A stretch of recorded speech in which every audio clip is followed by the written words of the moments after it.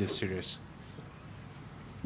Well, we got to come in with a defensive mindset, and I think our best defense is going to be our offense. And saying that, meaning we can't turn the basketball over. We have to take good shots. We have to have great floor balance because this team is dangerous in transition. They are the best in transition. They could beat you in a lot of different ways. Durant's dunks, Clay and Steph's three. So we got to do a good job of just taking care of the basketball and playing good offense. Greg Logan of Newsday in New York. Coach, you have a really deep bench with a lot of great three-point shooters, three guys over 40%, very productive. Can they play a major role in this series, or does it come down to the two groups of superstars and who wants it the most? I think everyone has to play well. You get to this point, I don't think you can just pick and choose one or two guys. I think everyone has to play well. But with our shooters that we have on the bench that's shooting over 40%, if they're great, and they have to respect those guys on the three-point line, then that opens up driving lanes for Kyrie and LeBron and Kevin, to post up. So I think if they're shooting the basketball well, it definitely helps us out. And also the one other thing, you mentioned how key defense has been to elevating your play, but also when you look back at the blowout loss here to the Warriors, was that any sort of wake-up call to this team about how much they had to improve to be ready for this?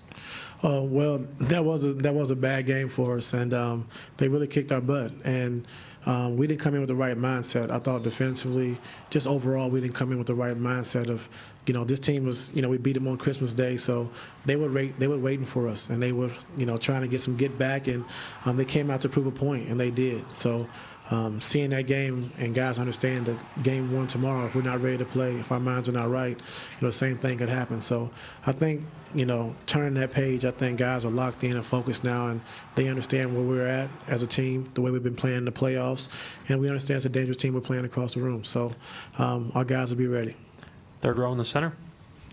Ty, Chris Fedor, Cleveland.com. Throughout the postseason, you've talked about how you use your own definition of success on defense, and sometimes it goes beyond numbers. So playing against a team like Golden State with all their offensive weapons that you've talked about, what do you consider a successful defensive night? With these guys, I think they're going to score. We know that, and they have a lot of guys that can score the basketball. They're going to make some tough shots that most guys are not gonna make. So we understand that, but my biggest thing is not beating ourselves. Not turning the basketball over, not taking bad shots. Defensively, understanding what we're doing. So we know they're going to score the basketball. We got to take the easy baskets away from them. Tanya over here. Tanya Ganguly, LA Times. I'm going to take you back in 2001 to the first game of that finals.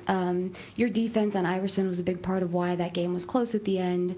And so I'm just wondering, what are your recollections of that game in particular? And when he stepped over you, what was your reaction to that? It became a big deal elsewhere. Was it to you? It wasn't a big deal to me at the time, but if I knew it was going to be a big deal across the world and across the media world, I would have picked him up when he stepped over me. But just defensively, just coming in trying to change the dynamics of the game. Iverson, who was probably one of the most feared guys in the league back when I played, when he was in the league, and he had 36 points, I think, midway through the third quarter. So he was on route to have 65, 70 points. So I just wanted to give us a lift defensively, and actually I didn't do the coverages that we were supposed to do. I got in trouble by Phil after the game, but he said whatever you was doing, continue to do it. But I just tried to deny him the basketball, make it tough, be physical with him, and try to take it away, not make it as easy as it was for him, before I got in the game. So, sometimes you got to go off sheet, to change some things. And after that one game, it was kind of effective, and Phil just said, okay, whatever you was doing, you continue to do that, and the other guys are built around it. So we got to have that same mindset with this team we're playing tomorrow. Just a quick follow-up. Do you feel like that game or that series raised your profile? Oh, it definitely helped me out. Being a free agent after that year and having a chance to play against Allen Iverson, who, it was crazy that he's only a couple years older than me, but I looked up to him as far as who he was as a player, his size, being 6 foot, his heart and tenacity. So as a young player, I looked up to him, and having a chance and opportunity to play against him, in NBA Finals and doing a decent job, defensively, it really helped my career out.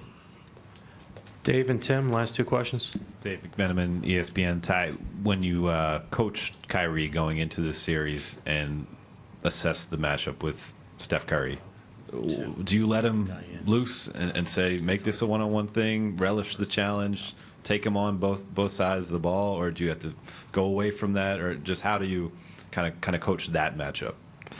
Well, Kyrie's an assassin, offensively. He can score in a lot of different ways, and, we want him to be aggressive. And the way this team plays defense with all their switching and, things like that, we have to take advantage of matchups. And if they're going to switch different guys on to Kyrie, then he has to be great one-on-one. And I feel good about that he can. So he has a green light to, play offensively, be aggressive, making the right play. So the matchup's not about, Kyrie and Steph. It's about the team. But, when he has certain matchups, he definitely has to be aggressive. Tim, last question. Ty, there's obviously this is the first time that there have been two teams playing 3 years in a row. A lot of big names here, a lot of, potential historical ramifications of this. Do you ever take time to think about kind of the special moment this is for you guys that have been a part of it, or is there too much going on for you to really think about kind of the uniqueness of this whole situation? No, I mean, it's definitely unique, and it's nothing you can take for granted. Even though, we have the best player in the world on our team, you still can't take it for granted. Health plays a part. A lot of things play a part in this. So, going to the finals 3 straight years, you have to enjoy it. You have to relish the moment. And but now that we're here, we have business to take care of. But, I mean, it's something you can't take for granted. You have guys who've been in the league, Kyle Korver and Darren Williams and those guys who've never even been to the finals. So it's something you can't take for granted, and you got to take advantage of every opportunity. Thank you, Coach. Yeah. Kyrie will be up shortly.